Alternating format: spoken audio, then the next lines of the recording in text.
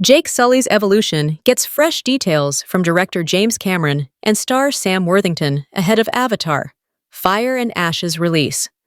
Worthington has been the face of the Avatar franchise so far, having maintained his role as Jake Sully since 2009's original movie.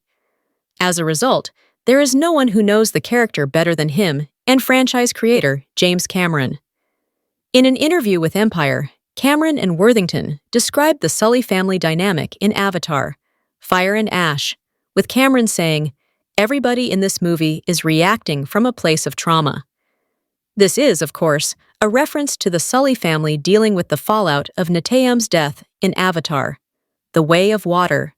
Dealing with the eldest son's death in the second installment was always going to be a part of the Sully family's story. However, Worthington explains how this affects Jake in Avatar: Fire and Ash especially, transforming his character once more. He states that he goes back to the world that he knows, which is soldiering. Check out the full quote below. The peacemaker that Jake was in 2 has changed, because he's grieving. He doesn't know how to go forward, and so he goes back to the world that he knows, which is soldiering. To attack, to go to war, that's a comforting place for Jake. Neytiri actor Zoe Saldana teased the family's grief in Avatar: Fire and Ash, stating that the death of Neteyam was unimaginably painful for the Sully family. As a result, the movie will likely see them struggle to stay united. Worthington supports this, saying that Jake and Neytiri split, as Jake heads back to battle and Neytiri kind of closes down.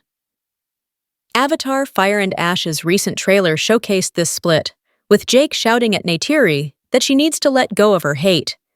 This shows how grieving their son will likely be a driving force in their separation, as well as in fueling Neytiri's revenge. Therefore, it will be interesting to see how Jake holds his family together while going back to soldiering.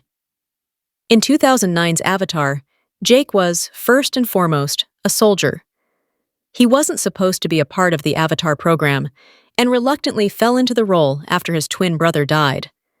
As a result, Worthington's character was going through the motions as a soldier until he met Neytiri, gained an understanding, and became a part of the people. The Way of Water presented a peacemaker side to Jake as he settled into family life, moving away from his past.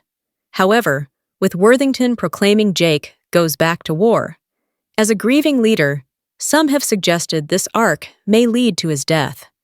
That being said, Jake Sully's death in Avatar 3 would be rather predictable, especially after Neteyam. Instead, Jake may become a reflection of his original self, but without undoing his character development from the Way of Water.